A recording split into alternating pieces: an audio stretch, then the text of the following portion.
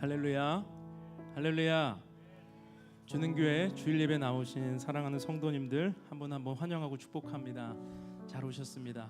오늘 예배 가운데 하나님이 주시는 은혜로 충만하기를 소망합니다. 예배를 위해 기도하겠습니다. 거룩하고 존귀하신 사랑의 하나님 아버지, 주님의 은혜를 찬양합니다. 오늘 우리의 삶에 가장 귀하고 복된 주일을 허락하시고 우리의 발걸음이 세상과 구별하여 하나님 앞에 있게 하시니 감사합니다. 오늘 이 시간 우리의 마음의 문을 열어주시옵소서. 주님을 바라보게 하여 주시옵소서. 우리의 마음에 절망과 어두움이 아니라 하나님으로 인하여 밝은 빛으로 인하여 살아나는 복된 시간이 되게 하여 주옵소서. 주님만을 바라볼 때에 우리의 삶의 모든 어려움들이 떠나가고 주님으로 충만한 시간 되게 하여 주시옵소서. 함께 하실 주님을 찬양하오며 예수님의 이름으로 기도하옵나이다. 아멘. 우리 주님께 감사의 박수, 영광의 박수 올려드립니다. 주님만이 우리의 힘이십니다. 하늘 위에 주님밖에 그 어떤 분도 없습니다. 우리 다 같이 자리에서 일어납시다. 하나님께서 우리에게 허락하신 귀한 믿음의 자리에서 하나님을 전심으로 예배하기를 소망합니다. 할렐루야.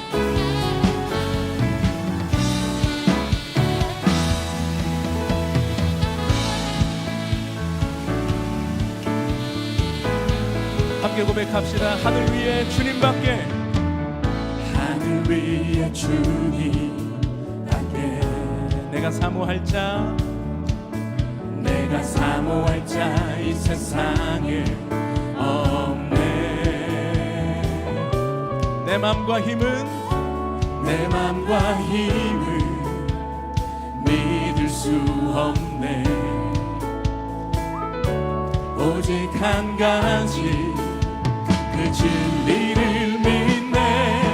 주는 나의 힘이요, 주는 나의 힘이요, 주는 나의 힘이요. 영원히 주를 의지하리. 주는 나의 힘이요, 주는 나의 힘이요, 주는 나의 힘이요. 영원히 주를 의지하리. 영원히.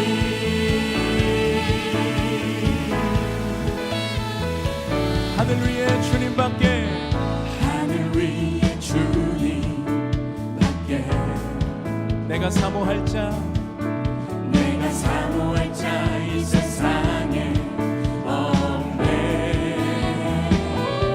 내 맘과 힘은 내 맘과 힘을 믿을 수 없네. 믿을 수 없네. 그러나 오직 한 가지, 오직 한 가지 그 진리를 믿네.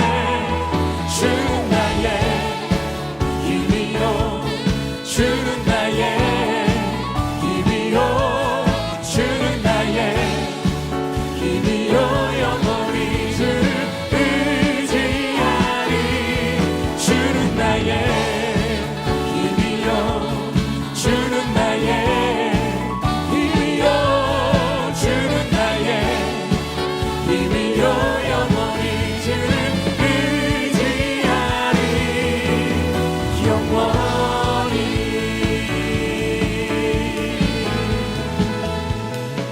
내 맘과 힘은, 내 맘과 힘을 믿을 수 없네.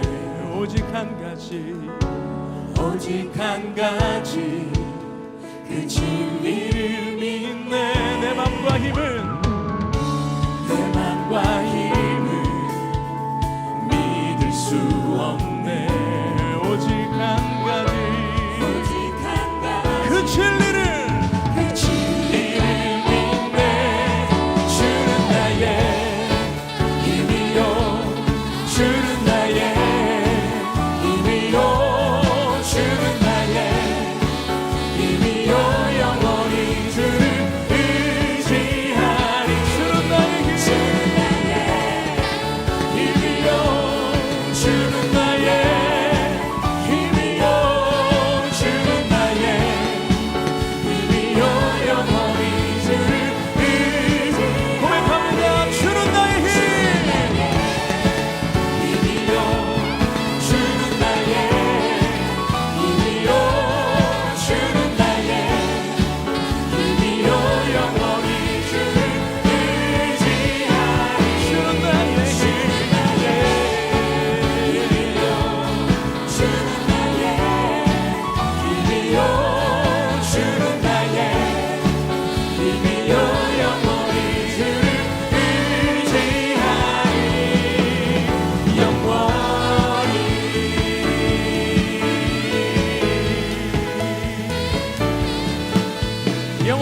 찬양받기 합당하신 주님의 이름을 높여드립니다.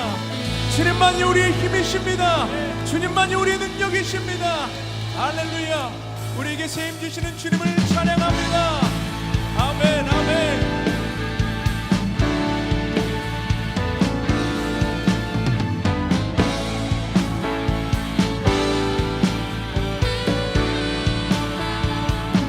세임어들이 주를 바랄 때 주를 바랄 때 우리 주를 바랄 때 세임어들이 주를 바랄 때 주를 바랄 때 우리 한 번 더 세임어들이 세임어들이 주를 바랄 때 주를 바랄 때 우리 주를 바랄 때 세임어들이 주를 바랄 때 주를 바랄 때 우리 주를 바랄 때 주님 통치하시네 소망 구원 주시네 당신은 영원하신 주 내 영원하신 주 지치지 않으시는 주님 약한 자 방패 되시며 위로자 되신 주 독수리 같은 힘 주시네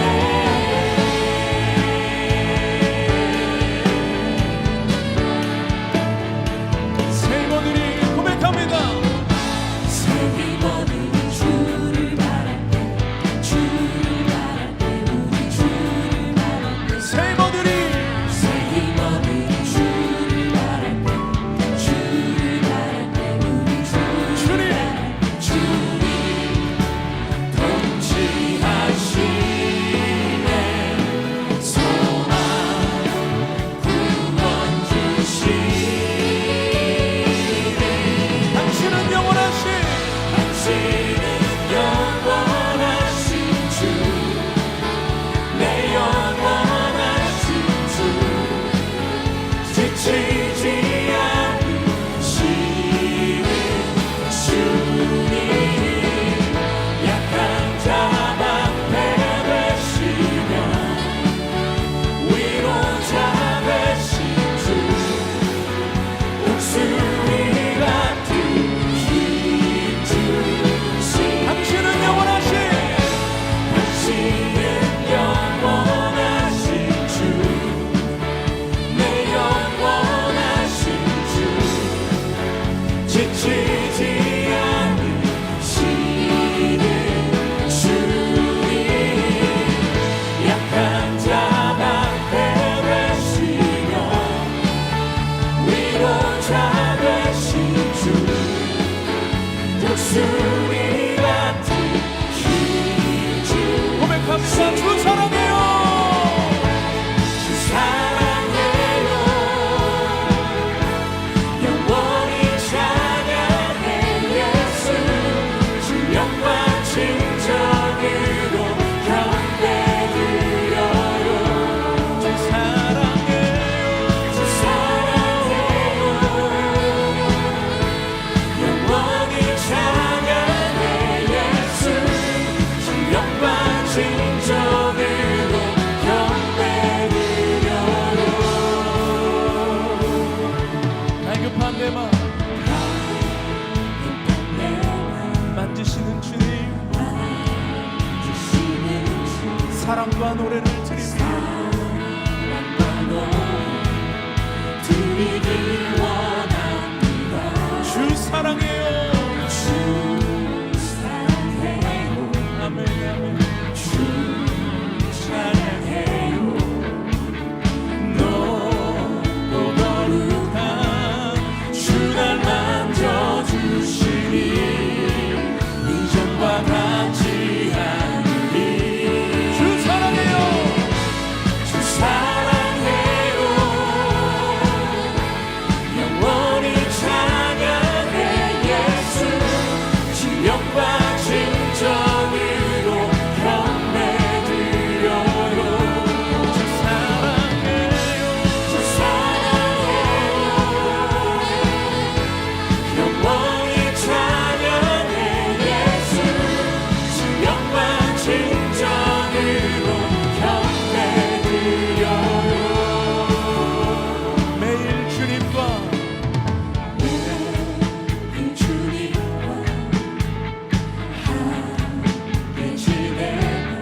주의 부르심 주 마음 알기 원합니다. 내 모든 호흡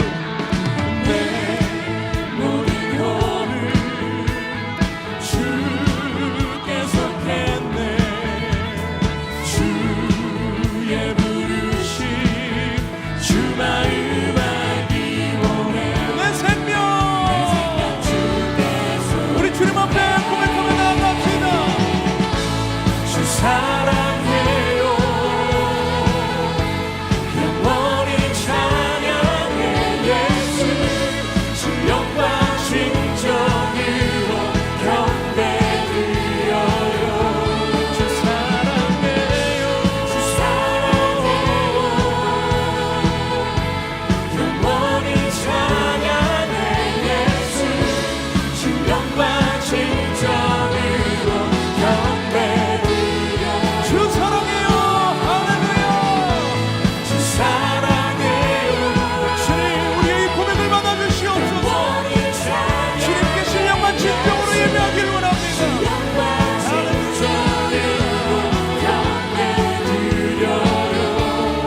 사랑해요. 영원히 찬양해 예수. 주 영광 진정으로 경배드려요. 할렐루야. 신령과 진정으로 주님 앞에 예배합니다. 주님만이 우리의 왕이시며 주님만이 우리의 찬양의 이유 되십니다. 주님 사랑합니다. 주님 경배합니다. 주님 홀로 찬양을 받아주시옵소서. 아멘.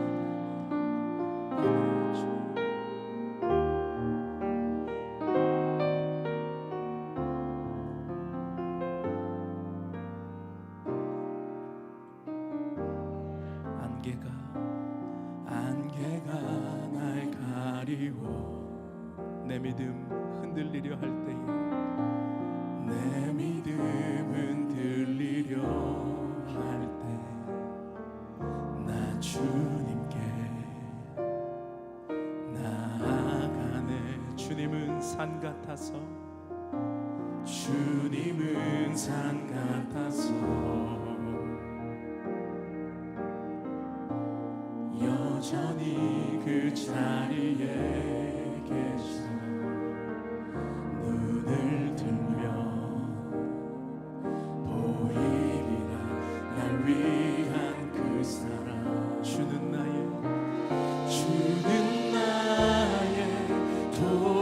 도움이시며 주의 계획 영원하시네. 주의 위엄 앞에 믿음으로 순종해 예배드리리 영원히. 우리 한 번 더 믿음으로 고백합시다. 안개가 날 가리워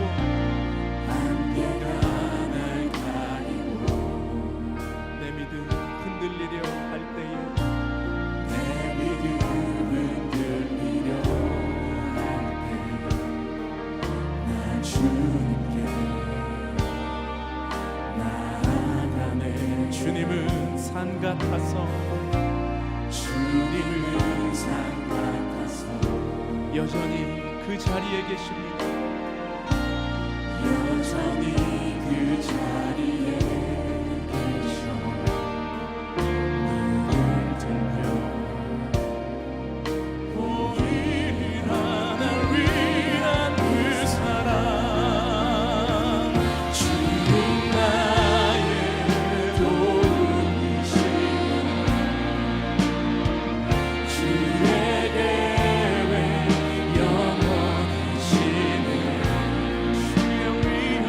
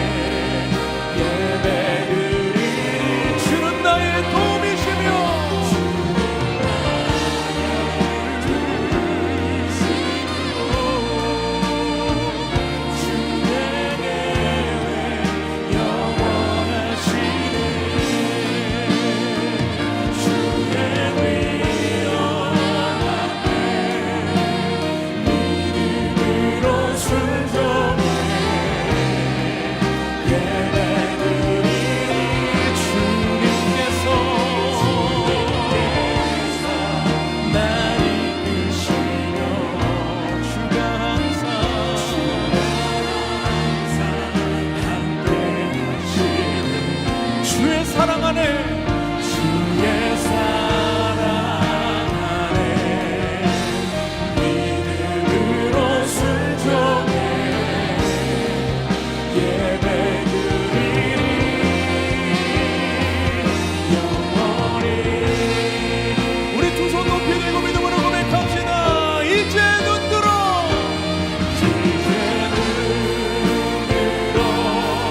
주 보내 그 능력 날 새롭게 해 주님의 사랑 날 만지시니 모든 두려움 사라지네.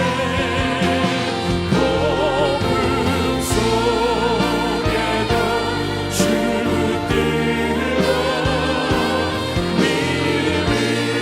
믿음으로 주와 건너가리로니 언덕 넘어 그 어느 날 주 안에 온전해. 이제 눈 들어 주님을 봅니다. 주님 우리의 믿음의 눈을 들어 주님을 보게 하여 주옵소서. 우리의 심령의 모든 두려움이 사라지게 하여 주옵소서. 우리 내면이 주님으로 인하여서 살아나게 하여 주옵소서. 할렐루야.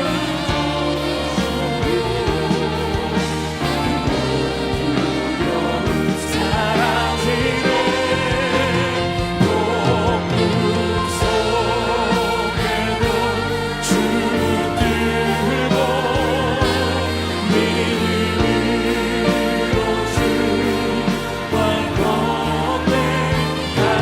건너가리로니 언덕 넘어 주 안에 온전해. 우리 시간 함께 예배를 위해 기도할 때에 우리 찬양의 고백처럼 우리의 믿음의 눈을 들어 주님을 볼 수 있게 하여 주옵소서. 우리 눈에 가리워진 것들이 다 벗겨지게 하여 주시고 의심의 안개가 사라지게 하시고 안개와 같은 불신의 마음들이 사라지고 오직 주님을 똑바로 볼 수 있는 믿음의 사람들 되게 하여 주옵소서. 오늘 이 시간 주의 성령께서 각 사람을 터치하사 우리 마음 가운데 있는 장애물들이 벗겨지고 주님 앞으로 주님의 보혈을 의지하며 담대히 나아갈 수 있는 믿음을 허락하여 주시옵소서. 우리 믿음으로 주님 앞에 기도하며 나아갑시다. 할렐루야. 아버지 하나님 주님을 찬양합니다. 믿음의 눈을 들어 주님을 보기 원합니다. 우리의 삶의 역사하시는 하나님의 은총을 바라보기 원합니다. 아버지 하나님 우리의 의심의 안개 정말로 먹구름과 같은 것들이 있습니까? 아버지 하나님 우리의 삶을 주관하여 주시고 아버지 하나님 모든 두려움이 사라지게 하여 주옵시고 우리 안에 평강의 마음을 허락하여 주시옵소서. 하나님 주님으로 말미암아 우리가 평강의 마음을 갖게 하여 주시고 하나님의 역사하여 주시는 믿음의 자리에 서게 하여 주시옵소서. 아버지 하나님 모든 것이 주의 마음으로 충만하게 하여 주옵시고 아버지 하나님 우리가 정말 의식의 안개가 거치고 믿음의 눈을 들어 주님을 볼 때에 오늘 이 시간 주님 앞에 살아나는 시간이 되게 하시고 주님의 역사가 가득 넘쳐 오를 수 있는 복된 시간이 되게 하여 주시옵소서. 주님 한 번만을 찬양합니다. 주님 한 번만을 찬양합니다. 우리 한 번 더 기도할 때에 우리 공사 중에 있는 비전센터를 위해 기도합시다. 주중 예배 공간을 허락하신 하나님께 감사드립니다. 주는 교회가 이 공간을 통하여 영적으로 도약하게 하시고 은혜와 축복을 열방으로 흘려보내는 복된 통로가 되게 하여 주시옵소서. 비전센터가 준비되면서 성도들 마음이 하나 되기를 간절히 소망합니다. 담대하게 하나님의 일하심을 보고 경험하는 목격자요 증인들이 되게 하여 주시옵소서. 느헤미야 시대에 예루살렘 성벽이 재건된 것으로 끝나지 않고 수문 앞 광장에서 영적 부흥이 맺던 것처럼 비전센터 건립과 함께 하나님을 갈망하며 모이기 힘쓰는 영적 부흥이 교회 가운데 일어나게 하여 주시옵소서. 모든 장비 또 공사에 필요한 재정들이 채워지게 하시고 하나님의 살아계심을 경험할 수 있게 하여 주시옵소서. 우리 함께 비전센터를 위해 기도하며 주님 앞에 나아갑시다. 오 할렐루야. 아버지 하나님 주님을 찬양합니다. 아버지 하나님이여 건축이 중요한 것이 아니라 느헤미야 시대에 있었던 그 영적 부흥이 오늘 우리의 삶에 임하기를 원합니다. 아버지 하나님 교회가 기도함으로 뜨거워지게 하여 주시고 아버지 하나님 마음을 모으게 하여 주시고 모이게 힘쓰게 하여 주시고 수놓은 수문앞 광장에 있었던 영적 부흥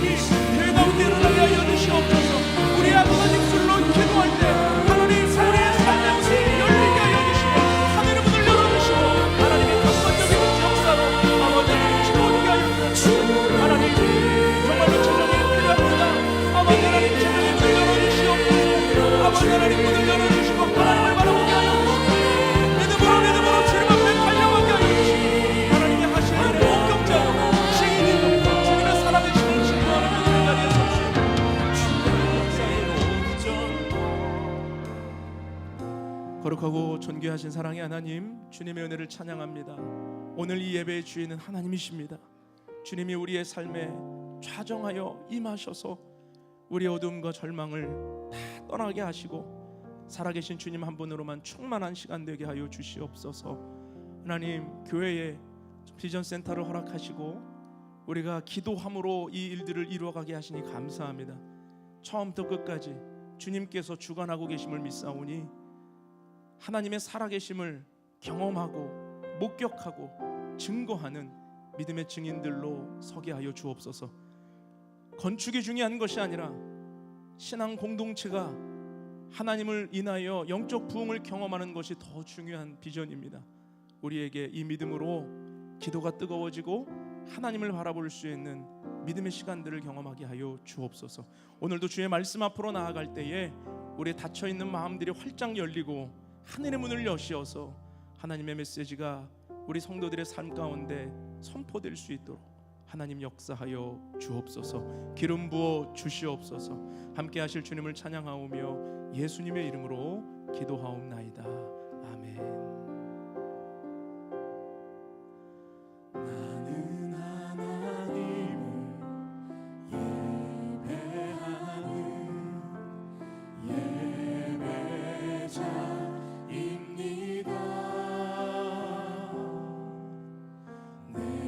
서 있는 곳 어디서나 하나님을 예배합니다.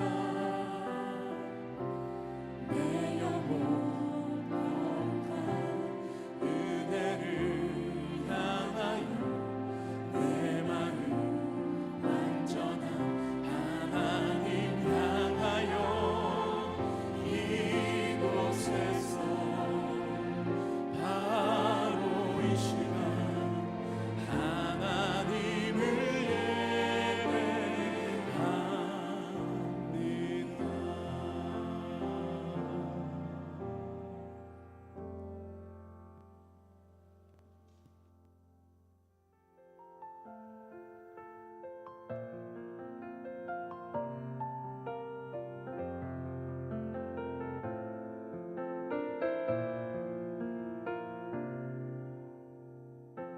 무리가 물어 이르되 그러면 우리가 무엇을 하리이까?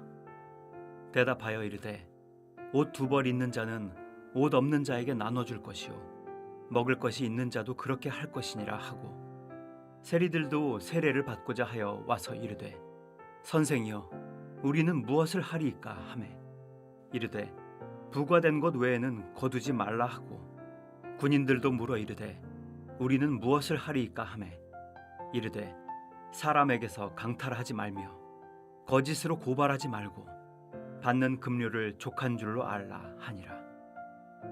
백성들이 바라고 기다림으로 모든 사람들이 요한을 혹 그리스도신가 심중에 생각하니 요한이 모든 사람에게 대답하여 이르되 나는 물로 너희에게 세례를 베풀거니와 나보다 능력이 많으신 이가 오시나니 나는 그의 신발끈을 풀기도 감당하지 못하겠노라. 그는 성령과 불로 너희에게 세례를 베푸실 것이요 손에 키를 들고 자기의 타작마당을 정하게 하사 알곡은 모아 곳간에 들이고 쭉정이는 꺼지지 않는 불에 태우시리라. 또 그 밖에 여러 가지로 권하여 백성에게 좋은 소식을 전하였으나 분봉왕 헤롯은 그의 동생의 아내 헤로디아의 일과 또 자기가 행한 모든 악한 일로 말미암아 요한에게 책망을 받고 그 위에 한 가지 악을 더하여 요한을 옥에 가두니라.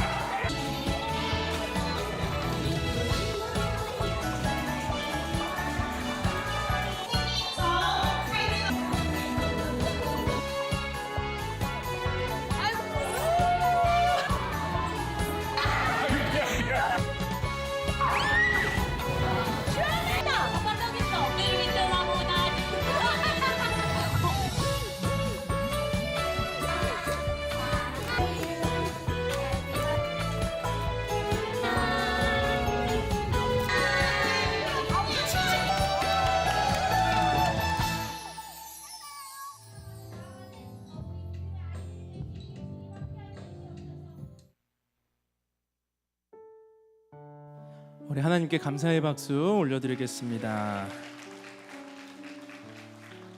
복된 주일입니다.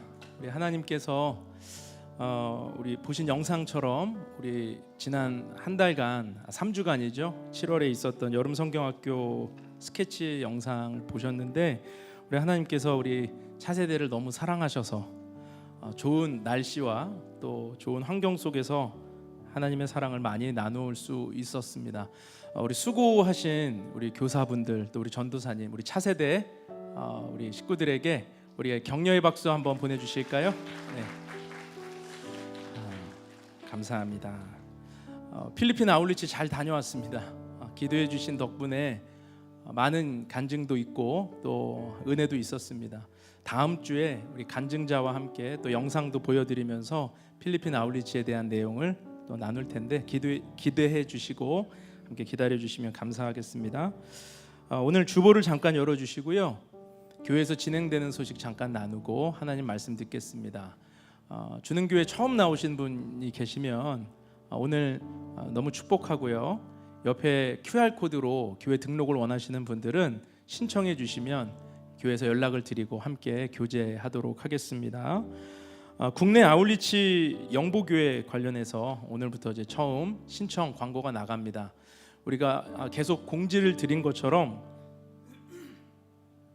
9월 28일 토요일 하루 사역으로 저희가 좀 진행하려고 해요. 이번에 이때가 또 방학도 아니기 때문에 금요일 날 모여서 1박을 하고 토요일까지 진행을 하는 것보다는 그냥 토요일 날 아침 일찍 내려가서 우리가 하루 봉사하고 그리고 저녁에 올라올 수 있는 사람들은 올라오고 혹시 영보교회에서 주일 예배를 드리고 싶은 분들은 미리 신청을 하시면 숙박을 거기 이제 리조트가 있잖아요. 그래서 숙박을 잡아드리고 영보교회에서의 또 주일 예배도 드릴 수 있도록 도와드리겠습니다. 그래서 여러분들이 항상 우리가 신청을 받으면 조금 더 생각해보고 끝에 신청하시는 분들이 많은데 오늘은 미리 신청을 좀 해주셔야 우리가 숙박을 잡을 수가 있습니다.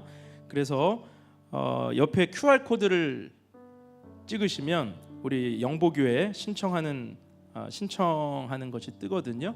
구글 설문에 신청을 해주시고 회비는 성인 10만 원, 자녀는 회비가 없습니다.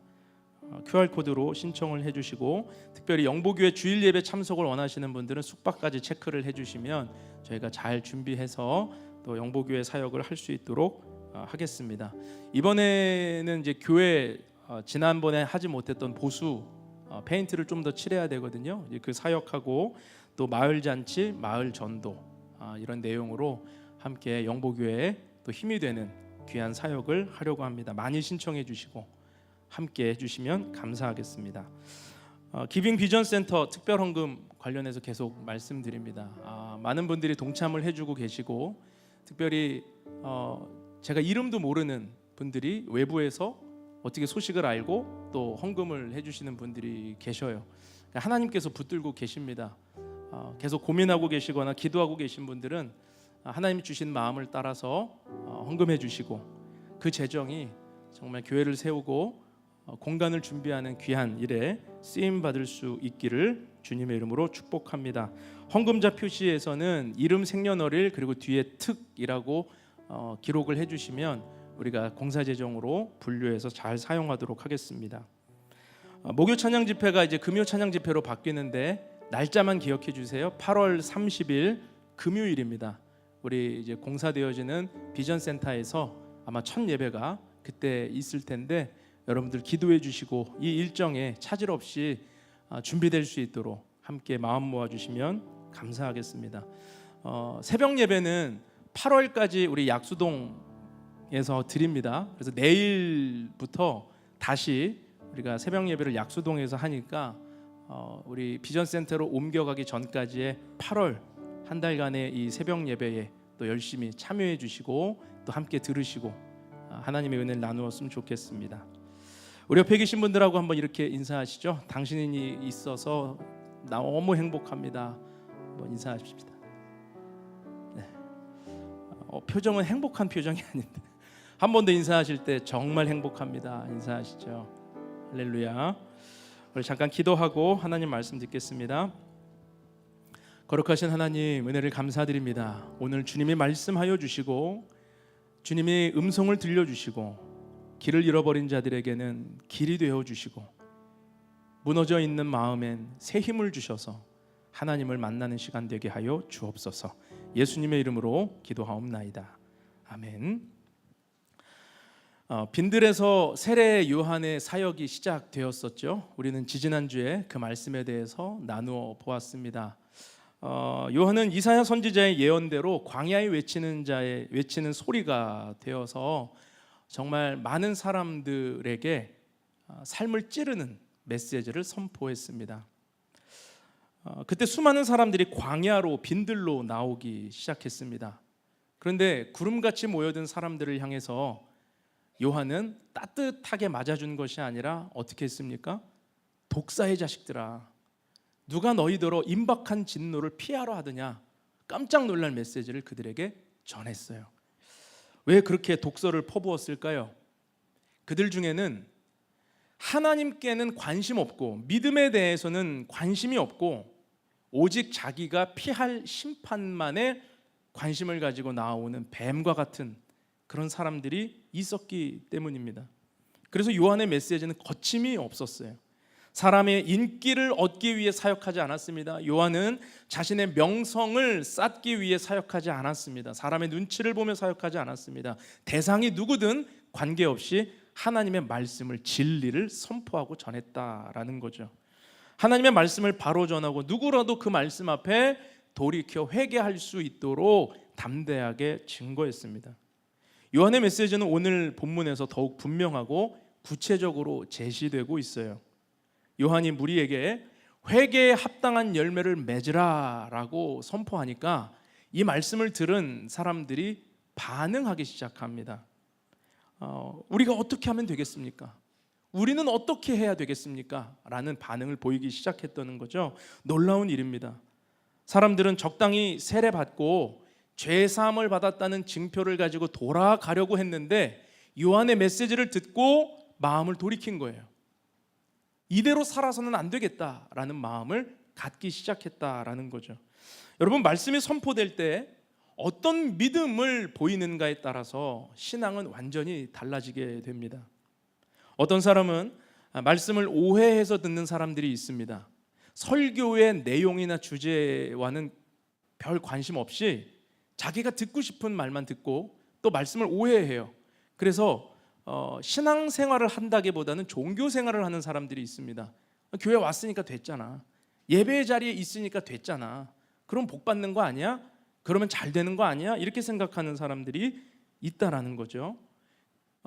유대인들도 지금 요한에게 나아오면서 이렇게 생각하는 사람들이 있었던 거예요. 세례만 받으면 되지, 회개의 세례?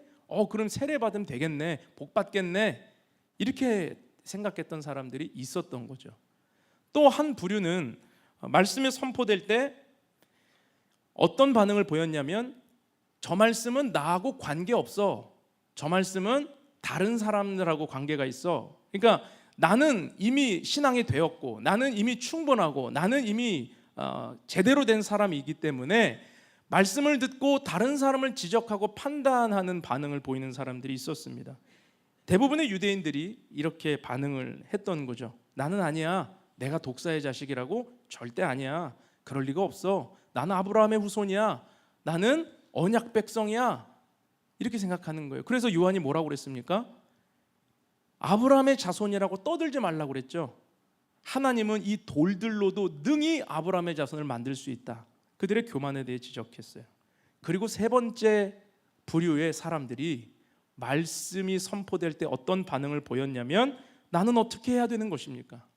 그렇다면 나는 어떤 삶을 살아야 되는 것입니까? 질문하고 진지하게 반응하는 사람들이 있었습니다. 그들이 누구냐면 오늘 10절부터 나오는 무리들, 세리들, 그리고 군인들의 모습이에요.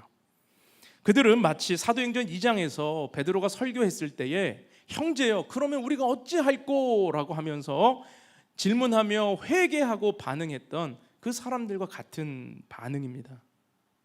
여러분, 오늘 우리는 말씀 앞에서 이 세 부류에 반응하는 사람들 중에 우리는 어디에 속해 있습니까? 혹시 우리도 말씀을 오해함으로 그냥 종교생활 하듯이 예배 나왔으니까 됐잖아, 설교 들었으니까 됐잖아, 예배 드렸으니까 됐잖아, 이렇게 생각하는 수준에 머물러 있지는 않으십니까?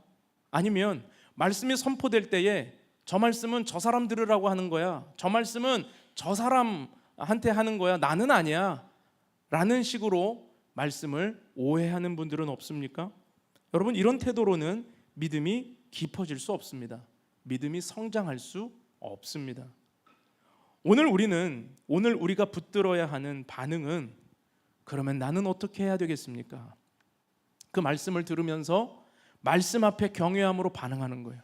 하나님, 나는 어떻게 살아야 되겠습니까? 하나님, 내 삶에 원하시는 것은 무엇입니까? 진지하게 주님 앞에 묻고 변화를 위해 몸부림치는 반응. 여러분, 이 반응이 오늘 우리가 붙들어야 되는 반응인 것입니다. 성령께서 조명해 주시는 내 안의 죄와 허물에 대해서 간구해야 되는 거예요. 주여, 보여주십시오. 주님 기뻐하시는 자리에 서기 원합니다. 주님 기뻐하시는 열매 맺는 자리에 서기를 원합니다. 이렇게 고백해야 되는 거죠. 여러분, 마지막 때를 살아가는 성도들에게 중요한 것은요, 삶입니다. 변화된 삶으로 우리의 믿음을 증거해야 돼요. 변화된 삶으로 내가 신앙인이다 라고 하는 것을 증명해야 되는 것입니다. 마지막 때가 가까울수록, 주님 오실 때가 가까울수록 주님이 우리에게 원하시는 건 삶의 열매예요. 우리가 무엇을 이루었느냐, 우리가 어떤 대단한 자리에 올라갔느냐가 아니라 당신이 어떤 사람인가, 하나님 앞에서 당신이 누구인가, 이것을 삶으로 보여주어야 한다라는 거죠. 그래서 요한은 회개에 합당한 열매를 맺으라, 이 열매는 삶의 변화를 의미하는 거예요.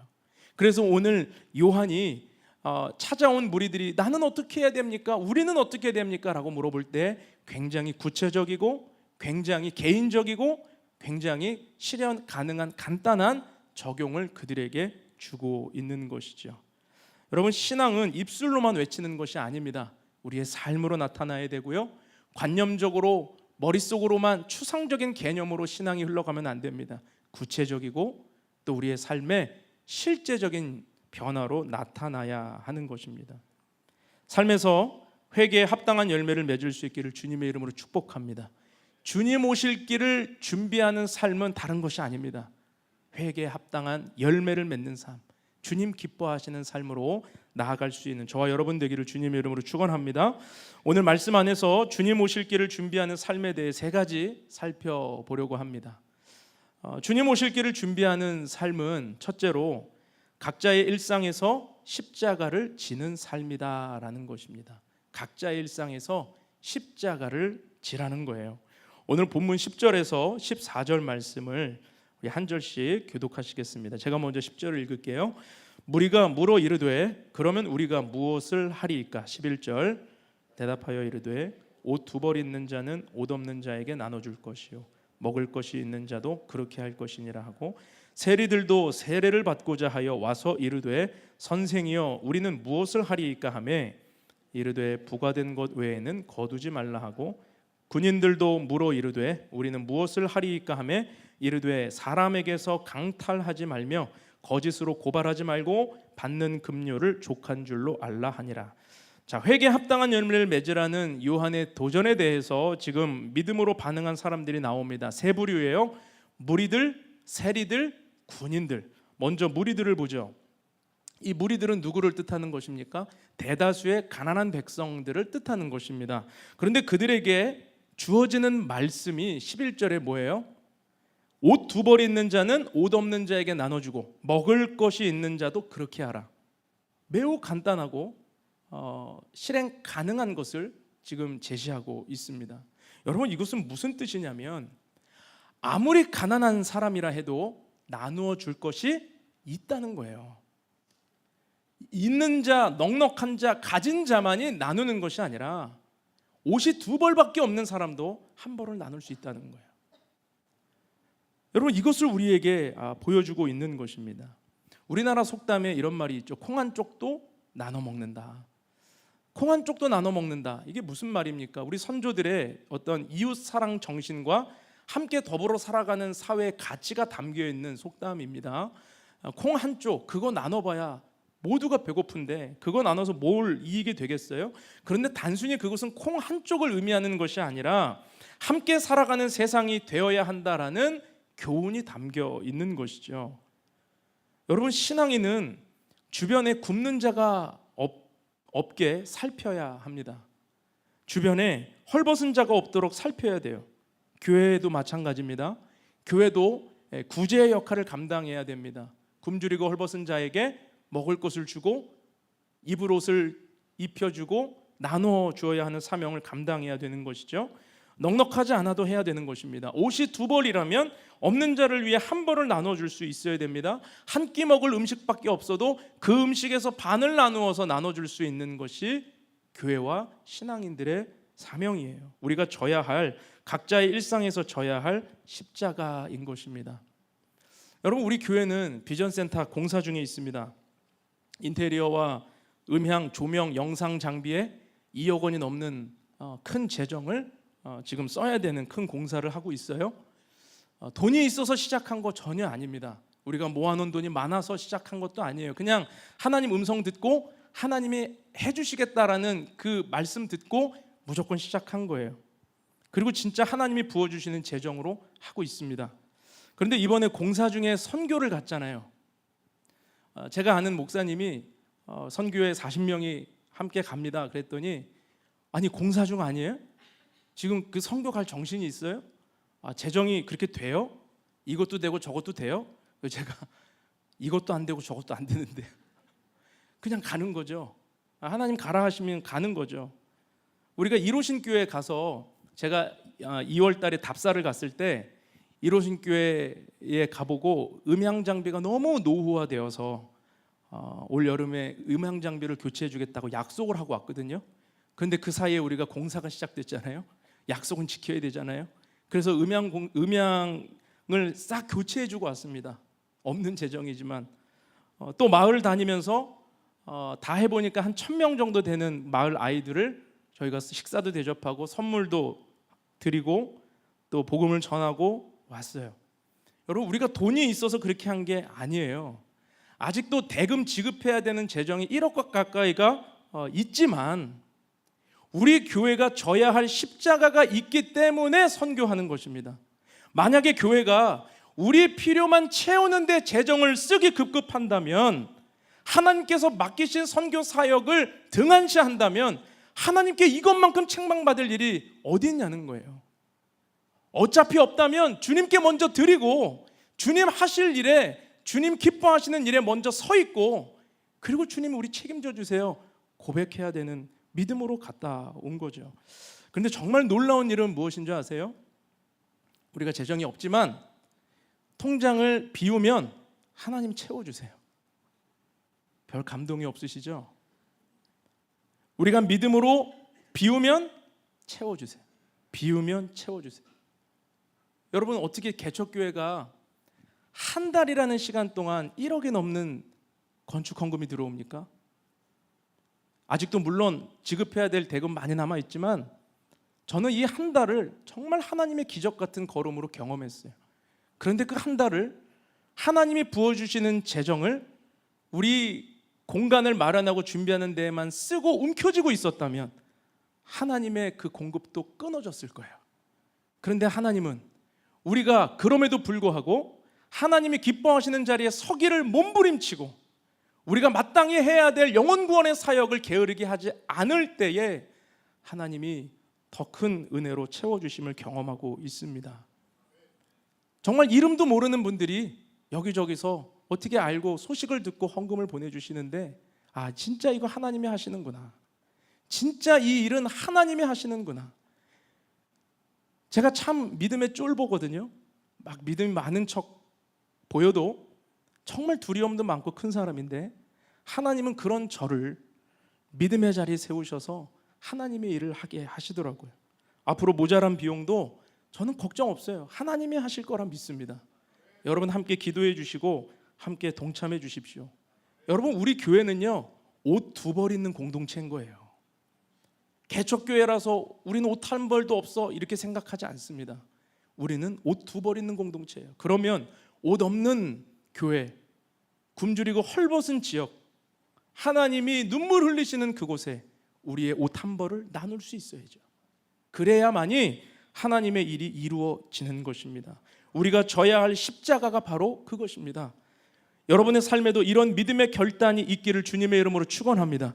움켜쥐면 아무것도 일어나지 않아요. 내가 움켜쥐고 있으면 거기에는 하나님의 역사는 일어나지 않는 것입니다. 자, 또한 12절에서 세리들이 나와서 물었습니다. 우리는 어떻게 해야 되는 것입니까? 그때 요한이 13절에서 이렇게 이야기하죠. 부과된 것 외에는 더 거두지 마라. 부과된 것 외에. 아주 간단하면서 구체적인 적용입니다. 당시 세리들은 로마에 의해 고용된 세금 징수 요원들이에요. 그런데 세리들이 왜 비난을 받고 손가락질을 받았냐면 동족들에게 로마에 낼 세금을 거둘 때 왕창 걷어요. 그리고 로마에 내는 세금을 내고 남은 돈을 착복하는 겁니다. 그렇게 해서 자신의 이익과 부를 채워가는 사람들이 세리들이었어요.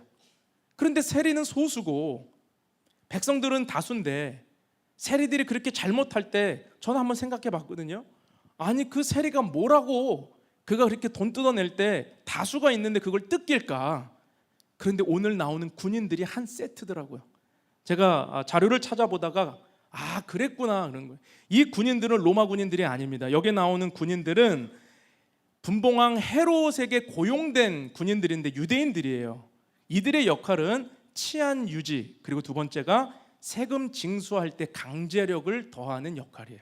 그러니까 세리와 군인들은 한 세트로 다니면서 세금을 내지 않는 자들을 강탈하고 군인의 힘으로 빼앗는, 그러니까 세리와 군인들은 결탁하는 거죠. 그래서 세리들에게 부과된 것 외에 더 거두지 말라 이야기하고 군인들에게는 뭐라고 이야기합니까? 요한이 받는 급료를 족한 줄로 알라. 그들이 세리의 수입에 기생해서 불이한 재물에 기생해서 자기 받는 급료보다 더 많은 재정을 얻는 것에 대해 돌이키라는 말씀을 주고 있었던 것입니다. 요한은 그것을 세리와 군인들에게 이야기하고 있는 거예요. 세리들의 수입에 기생하지 말라. 불이한 재물에 욕심부리지 말라. 자기가 받는 급료를 족한 줄로 알라. 더 많은 돈을 받으며 살아가는 죄에서 돌이키라. 사람들에게 강탈하지 말라. 그들의 삶에 적용하고 있었던 거죠. 여러분, 세리들과 군인들에게 선포된 말씀은 무엇입니까? 각자의 일상에서 십자가를 지라는 말씀이에요. 여러분, 사람들은 생각합니다. 모두가 부패하고 썩었는데 나 하나 정직하게 행동한다고 조직이 변할까? 세상이 변할까? 다 그러고 살고 있는데 나만 바보처럼 그렇게 산다고 나에게 뭐가 떨어지나? 하나님 책임져 주시나? 아니던데? 세상을 살아보니 그렇지 않던데? 내 거 내가 챙기지 않으면 도태되던데? 이런 생각을 가지고 나도 한몫 챙겨야지 라고 하니까 아무리 세상에 요직에 크리스찬들이 있고 믿음의 사람들이 있고 그 자리에 올라간다 해도 세상은 바뀌지 않고요, 조직은 바뀌지 않는 것 아닙니까? 여러분, 이런 생각을 가지면 세상은 그 어떤 것으로도 바뀌지 않는 것입니다. 여러분, 진짜 신앙인들에게 각자의 일상에서 져야 하는 십자가가 있는 거예요. 십자가가 무엇입니까? 희생하는 것입니다. 십자가는 수고하는 것입니다. 십자가는 대신 짊어지는 것입니다. 우리 믿음의 사람들이 내가 속한 세상에서 십자가를 진다라고 하는 것은 변화된 삶을 가지고 다르게 행동하기 시작할 때입니다. 하나님이 기뻐하시는 삶을 살기를 선택하기 시작할 때입니다. 마지막 때 누가 주님 오실 길을 준비하는 삶을 살아갈 수 있습니까? 나의 일상에서 내가 져야 할 십자가를 지는 사람이에요. 그 삶이에요. 나의 소유를 나누고 주어진 자리에서 정직하게 일하고 불의한 재물을 탐하지 않는 삶. 요한은 세리들에게 직업을 바꾸라고 이야기하지 않았습니다. 그 역할은 필요했어요. 그러나 정직하게 일하는 역할이 필요했던 거죠. 여러분, 우리의 삶에도 마찬가지입니다. 내가 살아가는, 내가 속한 조직과 내 역할이 불의와 결탁해야 되고 눈 감고 살아야 되는 관행과 관습으로 물들어 있는 자리라 해도 여러분, 직업을 바꾸는 것이 하나님의 뜻이 아닙니다.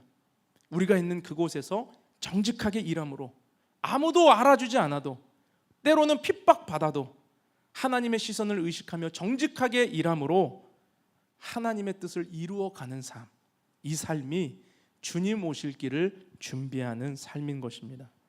여러분, 주님 오실 길을 준비하는 삶으로 나아갈 수 있기를 주님의 이름으로 축원합니다. 두 번째로 주님 오실 길을 준비하는 삶은 겸손하게 자신의 사명에 충성하는 삶입니다. 겸손하게 자신의 삶에 충성하는 삶이다. 본문 15절에서 17절 말씀 우리 다 같이 한번 읽어보시죠. 시작.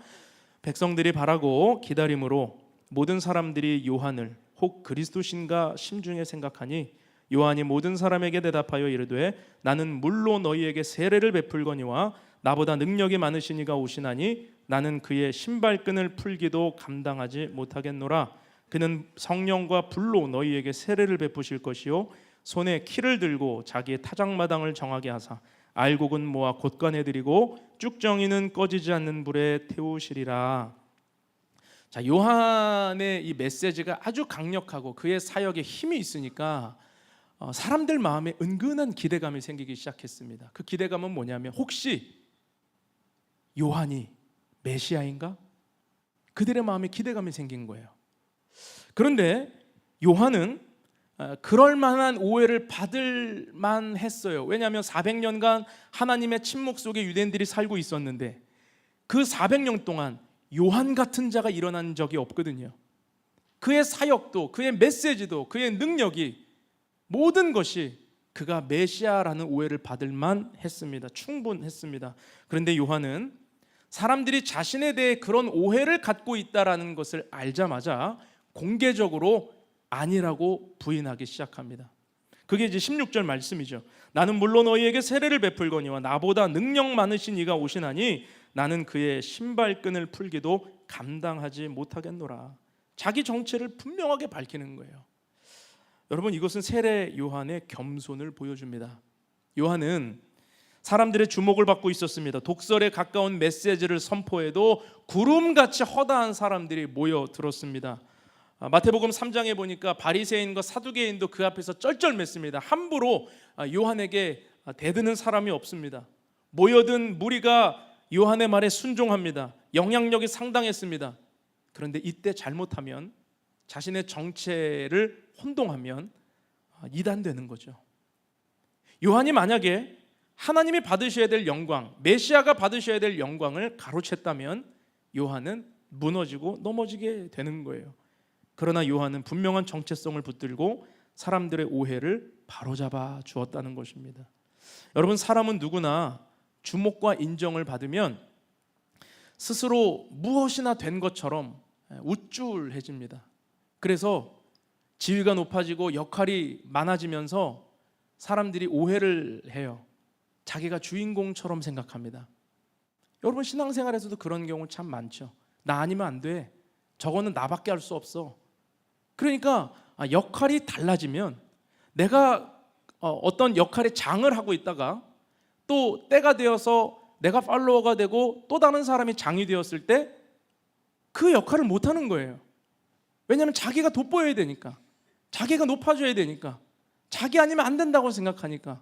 그래서 교회 신앙생활이 길어질수록, 직분이 생길수록 겸손한 자리에 나아가기보다는 오히려 피하는 거예요.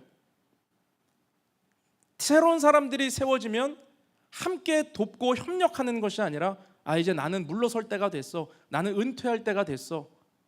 여러분, 그것은 아니죠. 오늘 우리가 바라봐야 할 세례 요한의 겸손은 무엇입니까? 명확하게 자기는 주인공이 아닙니다.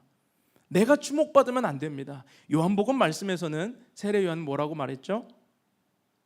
그는 흥하여야 하겠고 나는 쇠하여야 하리라.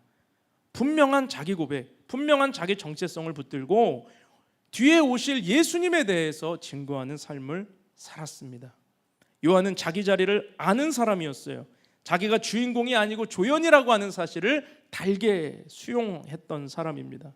그래서 겸손하게 자신의 신분을 밝힌 거예요. 그런데 요한이 자기 신분을 밝히는데 재밌는 것은 나는 그분의 신발끈을 풀기에도 부족합니다, 이런 고백을 하잖아요. 당시 문화를 좀 이해해야 되는데 당시 랍비들은 돈을 받고 문화생들을 받지 않았습니다.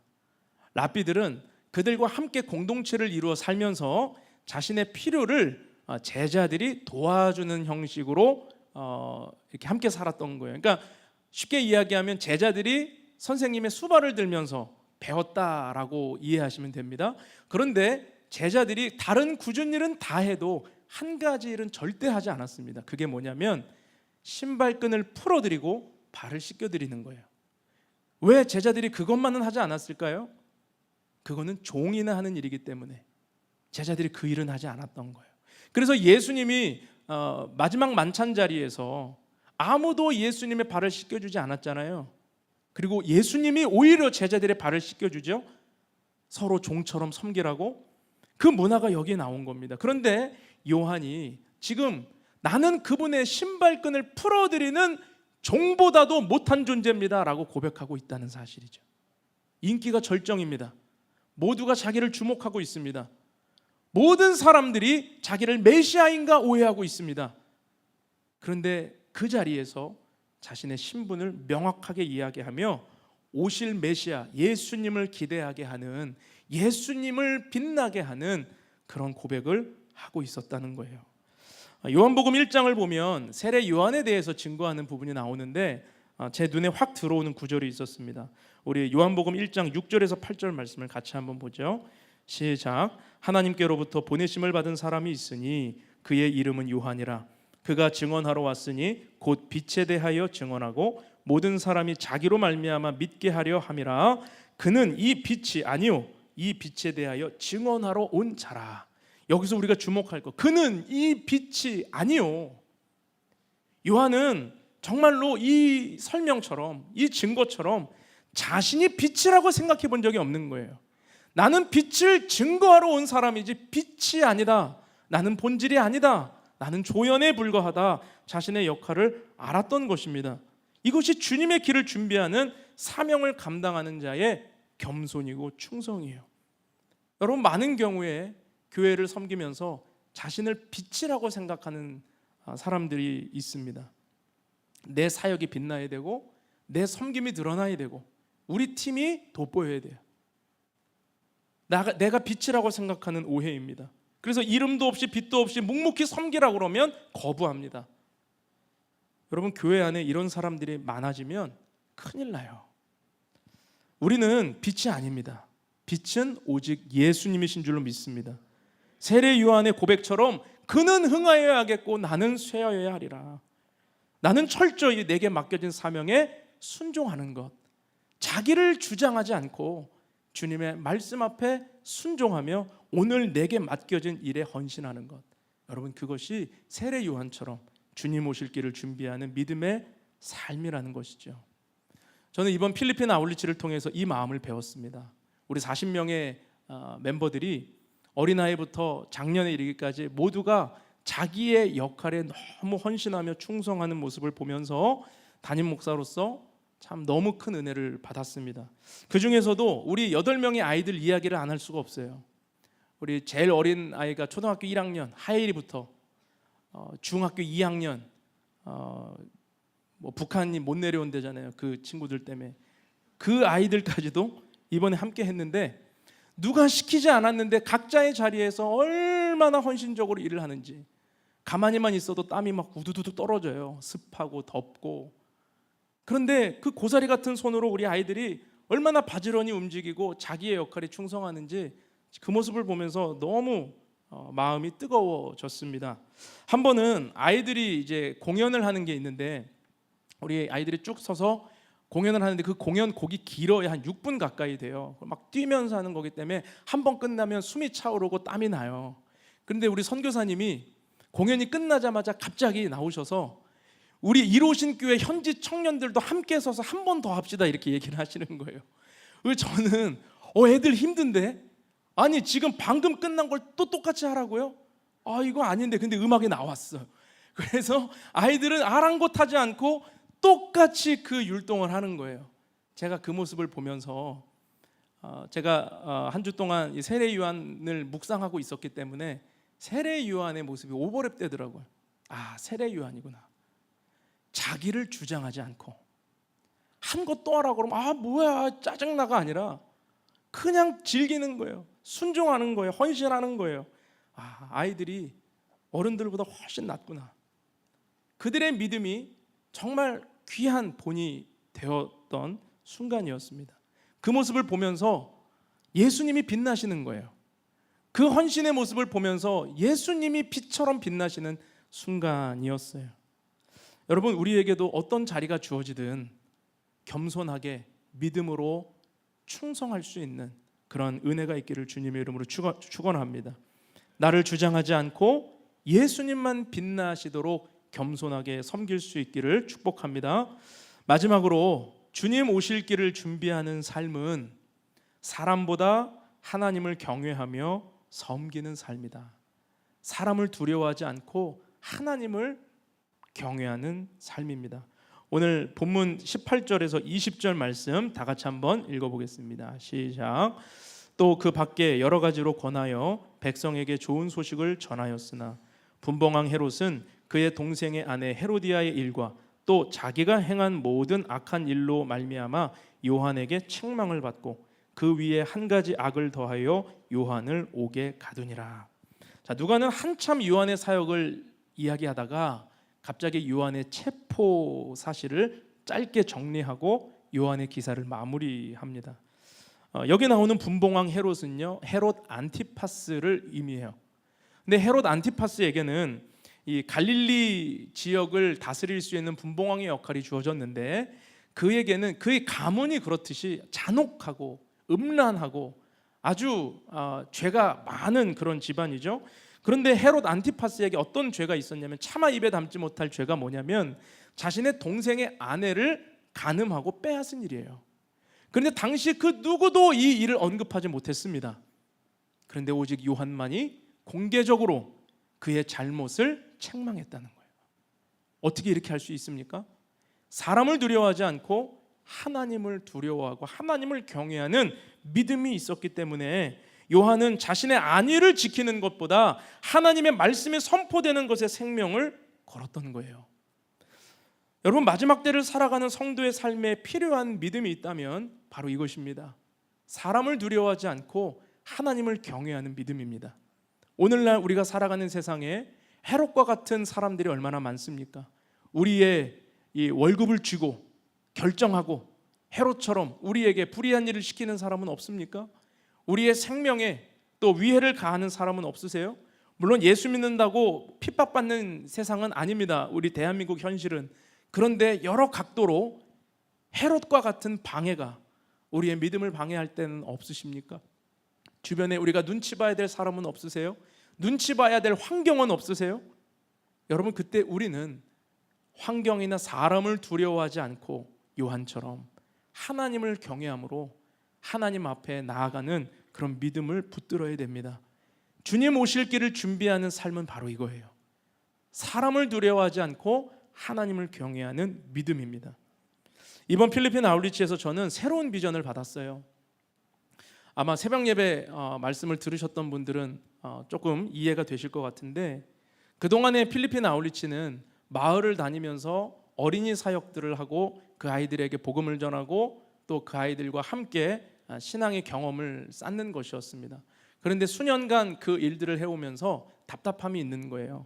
물론 그 사역이 의미 없다고 이야기하는 건 아닙니다. 하나님이 정말 이 지역에 필요로 하시는 일으키신 일들이 무엇일까를 기대하게 하셨어요. 그리고 우리가 하루를 날을 잡아서 이로신교회와 구밭교회 청년들을 초청해서 50명의 청년들, 교회 청년들이죠, 현지 청년들을 유스 캠프를 해줬는데 마지막 날 저녁 집회 때 그들의 눈빛에서 갈급함을 보았습니다. 그런데 무언가에 눌려 있는 거예요. 그 청년들이 뭐에 눌려 있을까 보니까 그들이 소수잖아요. 카톨릭이 더 많고 개신교가 전체 9%밖에 되지 않거든요. 그러니까 그들이 믿는 개신교가 자랑스럽지 못하고 사회적으로 눌려 있는 거예요. 물론 민족성하고도 관계가 있겠죠. 수백 년간 스페인과 미국의 식민지로 있었기 때문에 눌려 있고 눈치 보고 사람을 두려워하고, 그리고 자신이 믿는 개신교의 이 믿음이 소수기 때문에 길을 펴지 못하고 움츠러들고 있는 그 모습. 그래서 하나님이 저에게 주신 비전이 뭐냐면 그들 안에 있는 성령을 깨우라는 거예요. 그들 안에 있는 영적인 일을 하라. 저녁 집회를 하는데 그들의 입술에서 처음에는 통성기도가 나오지 않았습니다. 통성기도를 아마 못했던 것 같아요. 제가 손을 들으라고 하니까 통성기도 해본 사람이 없는 거예요. 그런데 기도가 시작되고 입술을 열라고 도전하니까 그들의 입술에서 기도가 터지기 시작하고 우리 팀들이 함께 붙들고 기도하는데 성령의 역사가 나타나더라고요. 하나님이 저에게 주신 비전은 이루신 지역에 숨어있는 교회들이 분명히 있을 텐데 그 지역 청년들을 초청하고 함께 영적인 일을 이루어가라 도전하시더라고요. 그래서 제가 마지막 날 우리 팀들하고 우리가 함께 또 내년에 집회할 그 체육관으로 가서 땅 밟기 하고 기도하고 왔습니다. 내년에는 더 많은 스태프들이 필요해요. 저희가 초청하고자 하는 인원은 약 1000명입니다.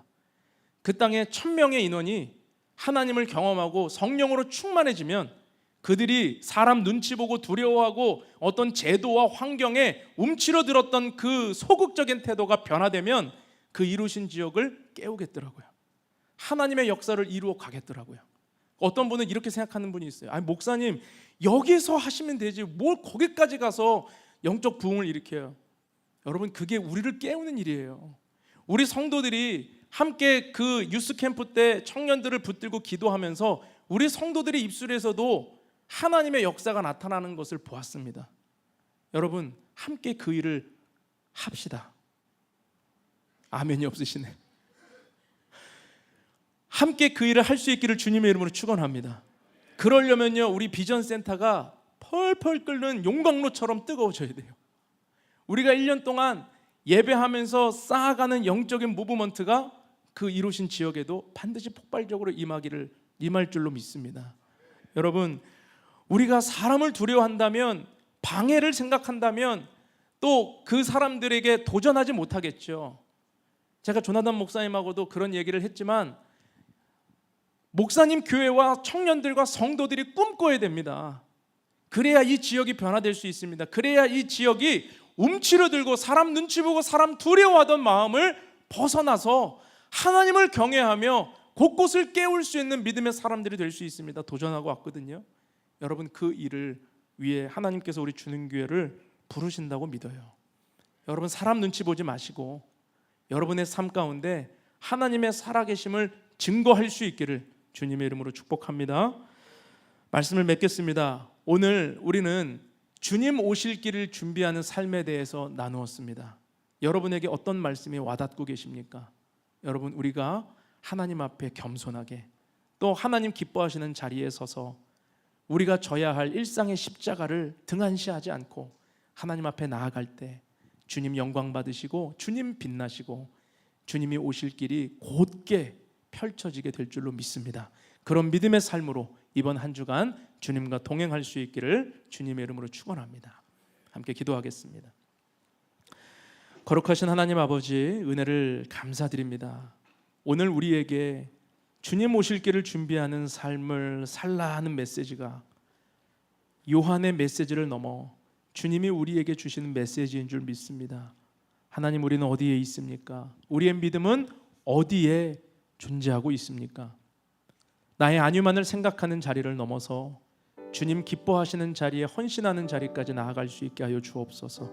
하나님 우리가 살아가는 세상에는 헤롯과 같이 우리의 믿음을 방해하고 위협하는 존재와 세력들이 있습니다. 그래서 우리는 사람을 두려워하고 환경을 무서워하고 우리가 할 수 없다고 주눅들어 살아갈 때가 많습니다. 그러나 하나님을 경외하고 주님 말씀을 두려워할 때에 우리는 마지막 때를 살아가는 성도의 믿음을 붙들 수 있사오니 오늘 주님께서 우리를 초청하시고 콜링하시는 그 자리로 달려가게 하여 주시옵소서. 하나님 우리가 일상에서 져야 할 십자가가 무엇입니까? 우리의 소유를 나누어야 하고 내게 맡겨진 일을 정직하게 행하며 불의한 재물에 탐하지 않고 하나님 앞에 나아가는 것인데 우리가 져야 할 십자가를 능히 지고 우리 주변을 변화시킬 수 있는 우리 모두가 되게 하여 주시옵소서. 이번 주 이 말씀을 붙들고 마지막 때를 살아가는 성도의 삶을 함께 하시는 주님을 경험하기를 원하오니 주님께서 동행하여 주시고 인도하여 주옵소서. 감사를 드리며 예수님의 이름으로 간절히 기도하옵나이다. 아멘. 우리 다 같이 자리에서 일어나셔서 함께 찬양함으로 우리 하나님께 예물을 드리겠습니다. 무명이어도 고마하지 않은 것은 예수 안에 난 만족함이라. 가난하여도 부족하지 않은 것을 예수 안에 오직 나는 부요함이라. 고난 중에도 견뎌낼 수 있는 것은 주의 계획 믿기 때문이라. 실패하여도 일어설 수 있는 것은 예수 안에 오직 나는 승리함이라. 승리함이라. 난 예수로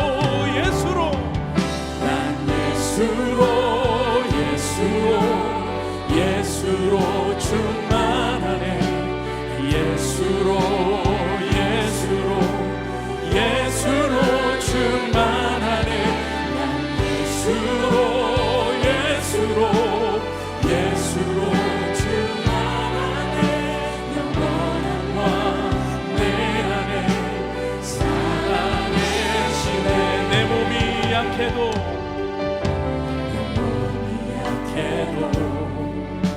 낙심하지 않은 것은 예수 안에 난 완전함이라.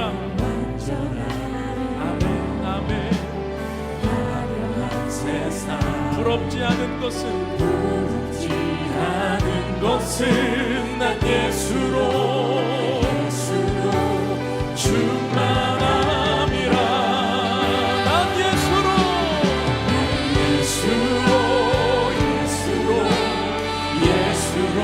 충만하네. 세상 모든 것들도 부럽지 않네. 난 예수로 충만하네. 영원한 왕 내 안에 살아계시네. 난 예수로 우리 두 손 높이 들고 고백합시다. 예수로 충만하네. 세상 모든 눈파도 두렵지 않네. 난 예수로 충만하네. 영원한 왕 내 안에 살아계시네. 영원한 왕 내 안에 살아계시네. 거룩하신 하나님, 은혜를 감사드립니다. 우리에게 허락하신 모든 것이 하나님의 것임을 고백하며 이 시간 주님께 예물을 드리게 하시니 또한 감사합니다. 11조와 감사헌금, 선교헌금과 주일헌금, 성전 특별헌금까지 하나님 앞에 마음에 정한 소원을 담아드리오니 예물을 연락하여 주시고 드리는 마음마다 주님의 복을 내려 주시옵소서. 이 예물이 사용되어지는 곳에 하나님의 뜻이 이루어지게 하여 주시고 예수 그리스도의 생명이 온 땅과 열방 가운데 흘러가게 하여 주옵소서.